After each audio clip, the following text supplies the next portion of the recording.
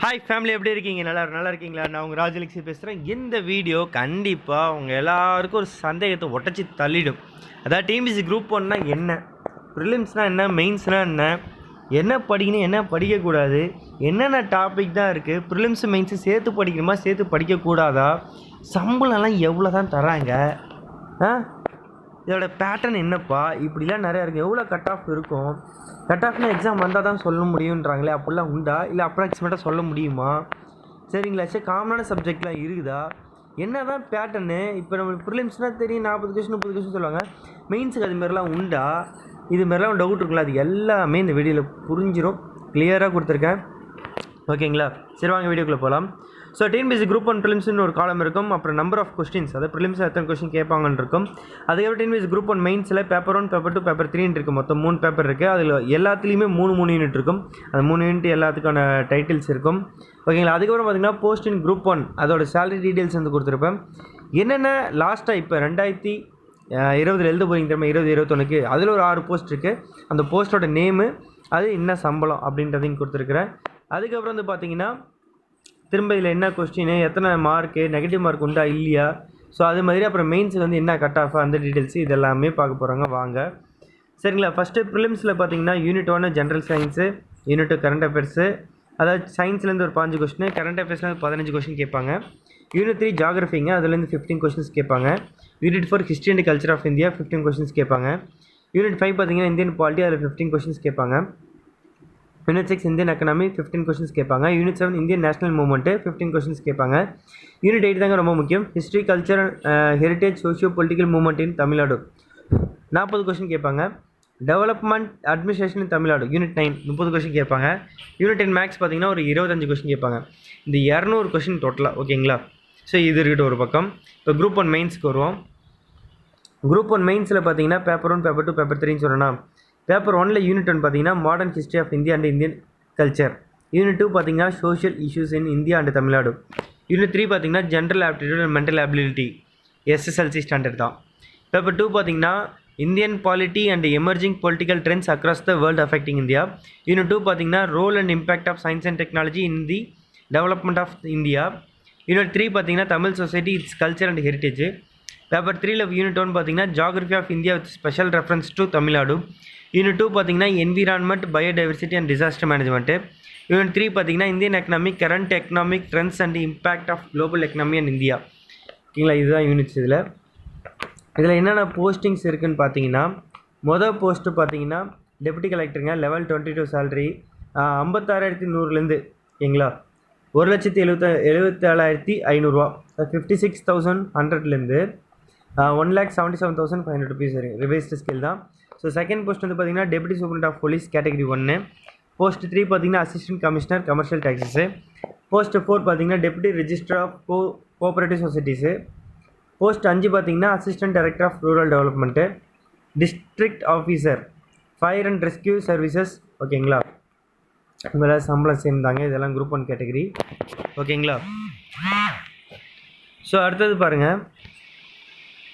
சரி வாங்க, இப்போ அடுத்தது என்னென்னா டிஎன்பிஎஸ்சி குரூப் 1 ப்ரிலிம்ஸில் பார்த்தீங்கன்னு வச்சுக்கோங்களேன். ஸோ டோட்டலாக 200 கொஸ்டினுங்க. அப்ராக்சிமேட்டாக கட் ஆஃப் பார்த்தீங்கன்னா நீங்கள் அதாவது எத்தனை கொஸ்டின் அடித்தா பாஸ் ஆகலாம் பார்த்தீங்கன்னா 135 ப்ளஸ் கொஸ்டின்ஸ் 200க்கு அடிச்சிங்கன்னா பாஸ் ஆகிறதுக்கு வாய்ப்பு இருக்காங்க. சரிங்களா? அதேமாரி கிட்டத்தட்ட ஒரு 1.5 மார்க் ஒரு கொஸ்டினுக்கு. ஓகேங்களா? அப்போ 200 × 1.5 மார்க் போட்டிங்கன்னா 300 மார்க்ஸ் வரும். அப்போ மார்க் கவுண்டில் பார்த்தீங்கன்னா 202.5 மார்க், அதை விட அதிகமாக எடுக்கணும் 300க்கு. நெகட்டிவ் மார்க்ஸ்லாம் கிடையாதுங்க, நீங்கள் எல்லா கொஸ்டினும் அட்டன் பண்ணலாங்க. சரிங்களா? சரி, ஓகே. இது வந்து ப்ரிலிம்ஸ்க்கு எல்லாருக்கும் ஜென்ரலாக தெரிஞ்சுங்கன்னு சொல்லிருப்பீங்க, பார்த்துருப்பீங்க. பட் மெயின்ஸுக்கு பார்த்தீங்கன்னா குரூப் 1 மெயின்ஸ் பொறுத்தவரையும் paper 1 250 mark, paper 2 250 mark, paper 3 250 mark. இந்த பேப்பர் 1, 2, 3 எல்லாமே பார்த்தீங்கன்னா ரிட்டன் எக்ஸாம். ஆனால் ப்ரிலிம்ஸ் பார்த்தீங்கன்னா எம்சிக்யூ, அதாவது மல்டிபிள் சாய்ஸ் கொஸ்டின்ஸ் தான் ப்ரிலிம்ஸு. மெயின்ஸ் உங்களுக்கு அப்படி கிடையாது, எழுதணும் எல்லாமே. ஓகேங்களா? இந்த இதில் பேப்பர் 1ல் நீங்கள் அப்ராக்சிமேட்டாக பார்த்தீங்கன்னா அது 250க்கு ஒரு 160 ப்ளஸ் அடிச்சிட்டிங்க, இல்லை ஒரு 168 மார்க் மேலே வாங்கிட்டீங்க அப்படின்னா 250க்கு அப்படின்ற கேட்டகரி வச்சுப்போம் 3த்துலேயும். ஓகேங்களா? 3 பேப்பர்லேயும். ஸோ அப்படி பார்த்தீங்கன்னா ஒரு பேப்பர் நீங்கள் 160 வாங்குறீங்கன்னா, ரெண்டாவது பேப்பர் 160, மூணாவது பேப்பர் 160 எடுத்திங்கன்னா, ஸோ டோட்டலாக 3 பேப்பரில் 480 மார்க் எடுப்பீங்க. 480 ப்ளஸ், அதை டோட்டலாக 750க்கு 480 எடுத்துருவீங்க. இன்னும் இன்டர்வியூ இருக்குங்க 100 மார்க்கு, அதை அப்புறம் சேர்ப்போம். இதே 168 168 168 எடுத்திங்கன்னா 504 ப்ளஸ் இருப்பீங்க. ஸோ 750க்கு. ஓகேங்களா? சரி வாங்க, இன்டர்வியூ எத்தனை மார்க்கு? 100 மார்க்கு. ஜென்ரலாக என்னென்ன மார்க்ஸ் வாங்க முடியும்? 40 மார்க் வாங்கலாம், 50 மார்க் வாங்கலாம், 75 மார்க்கும் வாங்கலாம். மேக்ஸிமம் 75 போடுவாங்க. ஓகேங்களா? ஸோ இப்போ இந்த கேட்டகரியெல்லாம் இப்போ நம்ம ஆட் பண்ண போகிறோம். ஸோ இப்போ நம்ம அந்த 160 ப்ளஸ் கேட்டகரியில் 3 பேப்பர் நீங்கள் எடுத்திங்கன்னா 480 அது கூட 40 50 75 ஆட் பண்ணிருக்கேன். இன்டர்வியூ மார்க்ஸ் ஆட் பண்ணிருக்கேன். அதுமாதிரி 504 அந்த கேட்டகரி 168 ப்ளஸ் 3 பேப்பர்லேயும் நீங்கள் தாண்டுறீங்க அப்படின்ற பட்சத்தில் 40 50 75 அந்த கேட்டகரியில் ஆட் பண்ணுவோம். ஃபைனல் மார்க் டார்கெட் செக் பண்ணுவோம். அப்படி பண்ணுறப்ப பார்த்தீங்கன்னா 520 அதாவது 480 + 40 பார்த்தீங்கன்னா 520 பார் 850 மார்க்ஸ். ஏன் இங்கே 850? ஆல்ரெடி 750 3 பேப்பரில் மெயின்ஸுக்கு. இன்டர்வியூ மார்க் ஒரு 100 அது சேர்த்திங்கன்னா மொத்தம் 850க்கு 520, 850க்கு 530, 850க்கு 555. இதே அடுத்த செட்டு பார்த்தீங்கன்னா இதை நீங்கள் 504 + 40னா 544, 504 + 50னா 554, 504 + 75னா 579. ஸோ லாஸ்ட் டைம் 569 தான் ஹையஸ்ட் மார்க்கே, ஃபஸ்ட் ரேங்க்கு. ஸோ ஓகேங்களா, நீங்கள் வந்து எக்ஸாம் பாஸ் ஆகிறதுக்கு 520லேருந்து 579 கிட்ட எடுத்திங்கன்னா எக்ஸாம் கண்டிப்பாக பாஸ் ஆகலாம், போஸ்டிங் கிடச்சிரும். ஓகேங்களா? இந்த தடவை வந்து ஏன் 579 வரைக்கும் போய் வச்சுருக்கிறேன்னா போஸ்டிங்ஸ் கம்மி இந்த தடவை, அதனால தான், வேறு எதுவும் இல்லை. சரி ஓகே, இப்போ வந்து பார்த்தீங்கன்னா நான் ப்ரிலிம்ஸும் மெயின்ஸும் சேர்த்து படிக்கணும், இது 2 சிலபஸ் எது காமனாக இருக்கும் அப்படி ஏதாச்சும் சொல்லுங்கள் அப்படின்னு கேட்டிங்கன்னா கண்டிப்பாக இருக்குதுங்க. சரிங்களா? மொத்தமாக பார்த்தீங்கன்னா டிஎன்பிஎஸ்சி குரூப் ப்ரிலிம்ஸில் பார்த்தீங்கன்னா மொத்தம் 10 யூனிட் இருக்குது. குரூப் 1 மெயின்ஸில் பார்த்தீங்கன்னா 9 யூனிட் இருக்குது. இதெல்லாம் காமனாக இருக்கிறது பார்த்தீங்கன்னா யூனிட் 6 ப்ரிலிம்ஸில் பார்த்தீங்கன்னா எக்கனாமிக்ஸுங்க. ஓகேங்களா? அதேமாதிரி குரூப் 1 மெயின்ஸில் பார்த்தீங்கன்னா பேப்பர் 3ல் யூனிட் 3 எக்கனாமிக்ஸ் இருக்குது. ஓகேங்களா? சேம் சிலபஸாக தான் இருக்கும், கொஞ்சம் எக்ஸ்ட்ரா இருக்கும் மெயின்ஸில். ஓகேங்களா? இது எல்லாத்த விட கொஞ்சம் எக்ஸ்ட்ராவே மெயின்ஸில் இருக்கும். சில டாபிக் மட்டும் ப்ரிலிம்ஸே கவர் ஆகும், அதையும் நான் சொல்கிறேன். யூனிட் 5ல் பார்த்தீங்கன்னா பாலிட்டி ப்ரிலிம்ஸு, அது பேப்பர் 2 யூனிட் 1 பாலிட்டி இருக்கும் மெயின்ஸில். யூனிட் 9 டெவலப்மெண்ட் அட்மினிஸ்ட்ரேஷன், அப்புறம் யூனிட் 2 கரண்ட் அஃபேர்ஸ். இந்த அட்மினிஸ்ட்ரேஷனும் இந்த கரண்ட் அஃபேர்ஸும் எதில் வந்து உங்களுக்கு ரீச் ஆகிடும்னா சோஷியல் இஷ்யூஸ் என்கிற பேப்பர் 1ல் யூனிட் 2ல் கவர் ஆகிடும். ஓகேங்களா? அடுத்து பார்த்தீங்கன்னா யூனிட் 10 மேக்ஸ் ஷார்ட்கட்ஸ் வச்சு நம்ம போடுவோம். அதே நம்ம மெயின்ஸில் வந்து பேப்பர் 1 யூனிட் 3 பார்த்தீங்கன்னா மேக்ஸு ஸ்டெப் பை ஸ்டெப்பாக போடுற மாதிரி இருக்கும், ஷார்ட்கட் யூஸ் பண்ணக்கூடாது மெயின்ஸில். அடுத்தது பார்த்தீங்கன்னா யூனிட் 4 ப்ரிலிம்ஸில் ஹிஸ்ட்ரி, யூனிட் 7 ஐஎன்எம். இந்த ஹிஸ்ட்ரி ஐஎன்எம் பார்த்தீங்கன்னா இந்த ஹிஸ்ட்ரியில் அந்த கான்செப்ட் லைட்டாக தெரிஞ்சுக்கணும், உங்களுக்கு ஒரு ஐடியா கிடச்சா போதும். அடுத்து இந்த ஐஎன்எம்முடைய லீடு தான் உங்களுக்கு இந்த மாடர்ன் ஹிஸ்ட்ரியில் வரும். ஓகேங்களா? பேப்பர் 1 யூனிட் 1 இந்த மாடர்ன் ஹிஸ்ட்ரி கொஞ்சம் சப்போர்ட்டாக இருக்கும் உங்களுக்கு. யூனிட் 8 பார்த்தீங்கன்னா தமிழ். ஓகேங்களா? தமிழ் பேஸ் பண்ணி தான் இருக்கும், திருக்குறள் எல்லாமே இருக்கும். அதேமாரி பேப்பர் 2 யூனிட் 3ல் பார்த்தீங்கன்னா தமிழ் இருக்கும், உங்களுக்கு ரொம்ப யூஸ்ஃபுல்லாக இருக்கும். கொஞ்சம் எக்ஸ்ட்ரா படிப்பீங்க மெயின்ஸ் எல்லாமே. யூனிட் 3 ஜாகிரஃபி பார்த்தீங்கன்னா ப்ரிலிம்ஸில், அதே பேப்பர் 3 யூனிட் 1ல் ஜாகிரஃபி இருக்குது, உங்களுக்கு யூஸ்ஃபுல்லாக இருக்கும். ஓகேங்களா? அதேமாரி யூனிட் 1 பார்த்தீங்கன்னா ப்ரிலிம்ஸில் ஜென்ரல் சயின்ஸ் இருக்கும். அது வந்து பார்த்தீங்கன்னா பேப்பர் 2 யூனிட் 2ல் சயின்ஸ் அண்ட் டெக்கில், அதாவது எப்படி நம்ம சொல்லணும், general science physics chemistry biology பார்த்தீங்கன்னா உங்களுக்கு வந்து ஒரு பேசிக்ஸ் ப்ரிலிம்ஸில். ஓகேங்களா? அதோட அப்ளிகேஷன் ஓரியன்டு, அதோட அடுத்த லெவல் அட்வான்ஸ் லெவல் தான் உங்களுக்கு மெயின்ஸில் இருக்கும். ஓகேங்களா? அதே யூனிட் ஜென்ரல் சயின்ஸ்லேயே பார்த்தீங்கன்னா என்விரான்மெண்ட் எக்காலஜின்னு சொல்லிட்டு இருக்கும். அது வந்து உங்களுக்கு நம்ம பேப்பர் 3 யூனிட் 2ல் வந்து என்விரான்மெண்ட்டு ஒன்று பேப்பரே இருக்குது. ஓகேங்களா? ஸோ இதோட பேசிக்ஸாக இங்கே வந்து உங்களுக்கு ப்ரிலிம்ஸில் இருக்கும். இங்கே மெயின்ஸுக்கு நல்லா டெவலப்பாக ஃபுல்லாக படிக்க போகிறீங்க. இது எல்லாமே காமனுங்க. அதுக்கடுத்து இந்த 10 யூனிட்டுமே நான் இந்த வந்து 9 யூனிட்டில் கொண்டு வந்துட்டேன் இருக்குது. ஸோ இது ரெண்டுத்தையுமே நீங்கள் இந்த ஆர்டரில் நீங்கள் படிக்கும்போது உங்களுக்கு ரொம்ப ரொம்ப யூஸ்ஃபுல்லாக இருக்கும். இப்போ அடுத்து என்ன பார்க்க போகிறீங்கன்னா ரொம்ப ரொம்ப முக்கியமானதுங்க. டிஎன்பிஎஸ்சி குரூப் 1 மெயின்ஸில் பேப்பர் 1 இருக்குது, பேப்பர் 2 இருக்குது, பேப்பர் 3 இருக்குதுன்னு சொல்லிட்டேன். அதில் இந்த 3 யூனிட் வச்சு எப்படி கொஸ்டின் கேட்குறாங்க, 250 மார்க் எப்படி பிரிக்கிறாங்க அப்படின்னு கேட்டிங்கன்னா யூனிட் 1 இருக்கட்டும், யூனிட் 2 இருக்கட்டும், யூனிட் 3 இருக்கட்டும், 3மே இருக்கட்டும், 3 பேப்பர்லேயும் பார்த்தீங்கன்னா ஓகேங்களா செஷன் ஏ செஷன் பின்னு பிரிச்சுப்பாங்க. ஓகேங்களா? மொத்தமாக இந்த கொஸ்டின் பேப்பரில் 26 கொஸ்டின் இருக்கும். ஓகேங்களா?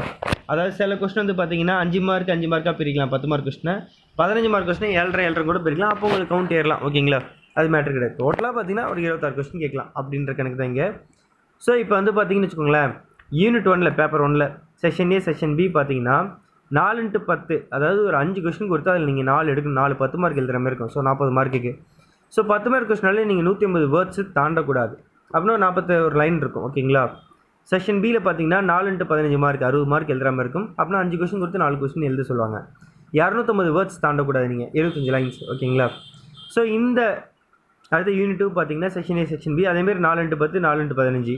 யூனிட் 3 பார்த்தீங்கன்னா மேக்ஸில் வந்து பார்த்தீங்கன்னா 2 10 மார்க்கு 2 15 மார்க் கேட்பாங்க. அதாவது 3 கொஸ்டின் கொடுத்து 2 எழுத சொல்லுவாங்க. ஓகேங்களா? 10 மார்க் கொஸ்டினும் 3 15 மார்க் கொஸ்டினும் 2 15 மார்க் எழுத சொல்லுவாங்க. ஓகேங்களா? அதே தான் வேர்ட்ஸ் கவுண்ட்டும்.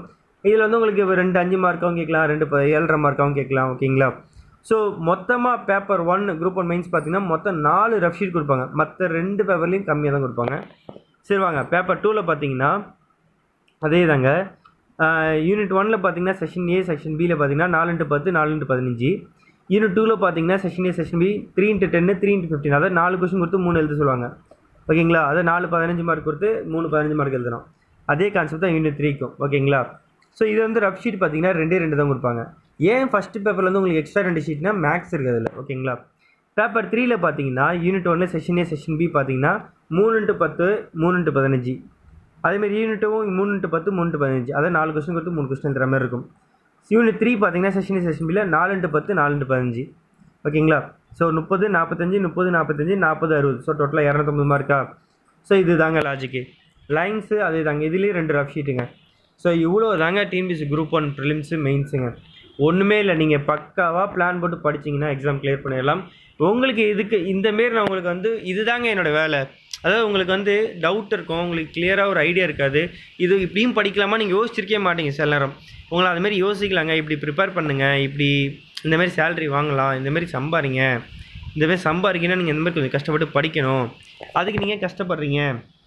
அதாவது நான் சில கஷ்டத்தை எடுத்துக்கு நான் உங்களுக்கு சொல்லிக் கொடுப்பேன். ஓகேங்களா?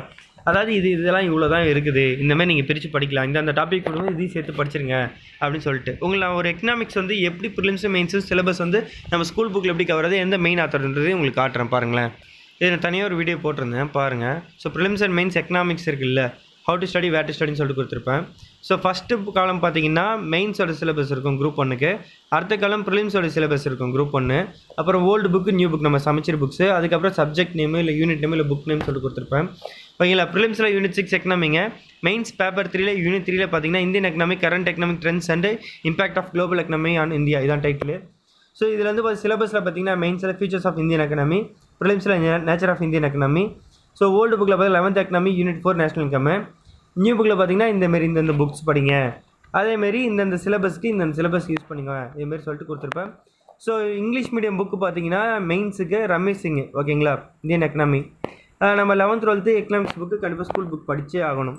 அதேமாதிரி இந்தியன் எக்கனாமி தமிழ் மீடியத்துக்கு டாடா மெக்ரா ஹில் இருக்கும், அந்த புக்கு உங்களுக்கு யூஸ்ஃபுல்லாக இருக்கும். இதேமாதிரி சிலபஸ் வந்து உங்களுக்கு பிரித்து கொடுத்துருப்பேன். இது வந்து எக்கனாமிக்ஸ் ரெடி பண்ணி கொடுத்துருக்கேன். ஸோ இதோட ப்ரிலிம் சிலபஸ் முடிஞ்சிருச்சு. ஓகேங்களா? அதனால தான் அங்கே அதோட முடியுது. ஸோ இங்கே நான் டார்க் ப்ளூ பண்ணிருக்கேன் பார்த்தீங்களா, அது எல்லாம் வந்து மெயின் சிலபஸ் எக்ஸ்ட்ரா இருக்கிறது.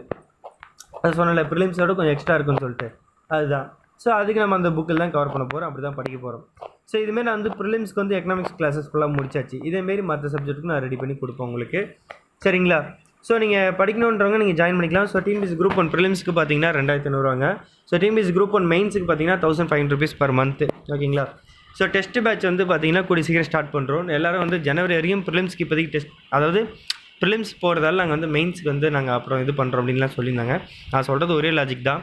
நீங்கள் எப்போ, அதாவது இந்த வீடியோ நீங்கள் என்றைக்கு பார்க்குறீங்கன்னு தெரியாது, பட் நீங்கள் என்றைக்கு ஜாயின் பண்ணாலும் கண்டிப்பாக எவ்ரி மந்த் உங்களுக்கு நியூ பேட்ச் அவைலபிளாக இருக்கும், நீங்கள் ஜாயின் பண்ணிக்கலாம்.